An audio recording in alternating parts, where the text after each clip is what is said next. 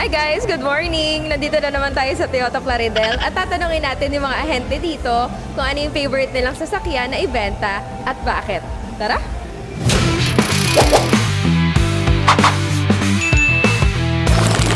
Hi Mabel! Tatanungin kita, ano Hello favorite po. mong ibenta dito sa Toyota at bakit? Ay, yung mga hybrid po. Hybrid, Like, specific. ano po, si Corolla. Bakit? Kasi po, since ngayon mataas po yung gasolina, sila yung mabenta. Kaya, ayos na ayos ibenta. Okay. Ayun po. Thank you. Naman tayo sa tito ng lahat. Hi, Otit. Otit, magtatanong lang ako. Hindi po ito isang episode, ano favorite mong ibentang sasakyan dito sa Toyota at bakit? Kahit isang reason lang. Hi-Ace Commuter 3.0. Oh, Pang-pamilya. Pang-pamilya. Pang-sports, saka pang-pamilya. Sports! Pang-negosyo. Lahat. Nandun lahat. Nandun Lahat. Best deal, contact me. Okay, thank you! Ano favorite mong ibenta sa Toyota at bakit? Isa lang ha, alam ko lahat gusto mo ibenta eh. Ay, ang tanong, hindi mo malas chinat. Siyempre, biglaan dapat. Ang hirap, hybrid. Hybrid ngayon. Ano specific na hybrid? Marami, 80. Cross. O, di ba? Lahat talaga gusto Lahat niya talaga. ibenta. Basta hybrid dahil Basta hybrid. Sikat siya. nakatipid. Tipid.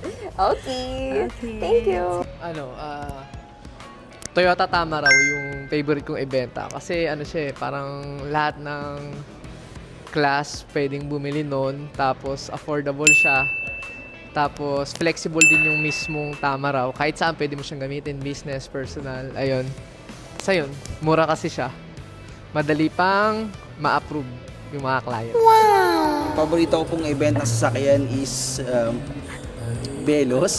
Bakit? Kasi sa Velos is comfortable siya lalo na kahit sa mga medyo may edad na kasi hindi siya ganong mataas yung ground clearance niya. At the same time, good for big family kasi 7-seaters na siya.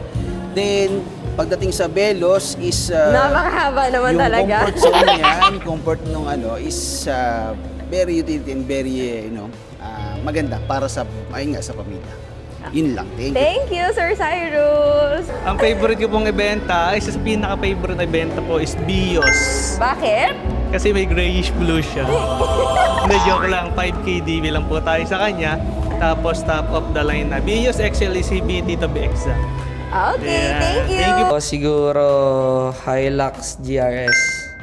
Bakit? Kasi madali siyang ilaban sa other brands. Tapos solid yung commission, guys. Tapos may insurance. Commission? Totoo ba yun? Wait, Yes baka po. maniwala yung mga client natin. Joke lang. Anong favorite mong sasakyang ibenta at bakit? Tama raw. Bakit? Pang negosyo, tsaka pang all around. Pwede siya pang pamilya, pang negosyo. Okay. Bye-bye. Okay. Zenix QHEV. Bakit? Yun ang aking kauna-unahang hybrid na nabenta. Kasi napapanahon. Diba ang taas ng presyo ng gasolina, ng diesel? Kaya yon Zenix. Okay. Ay, sa client ko na bumili ng Zenix, I love you po. Okay, bye-bye. Bye-bye. Actually, first time ko makapagbenta ngayon si Wigo. Wigo. Yes. So, siya na yung magiging favorite mo? Yes, actually Wigo and Vios, maganda rin sana Bakit? Nandun na yung pinaka-mura and matibay, syempre. And syempre may zero down payment. Okay, yun lang. Thank you. Thank you. Sasabihin ko po, Vios po. Kasi Bakit? Vios user po ako. Ano po kasi, siyempre doon tayo sa Vios, doon tayo sa pinakamatibay, affordable, and siyempre, tipid din sa gasolina. Alam nyo naman, ang Vios is ginagawa din siyang taxi sa Manila. Alam nyo naman sa Manila, talagang gitgitan ng pagdadrive doon. So, reliable talaga ang Subok Vios. na subok na. Yes. Yun lang. Okay, thank you, Miss Jen. Bye. Eto, meron siyang navigation sa mga pagkain, pandesal. Hi, Sir Bosco. May tatanong ako sa'yo. Hello. Anong favorite mong eventang sasakyan at bakit? Kahit isang reason lang, ha? Isang reason lang. Favorite ko is Tamaraw FX. Bakit?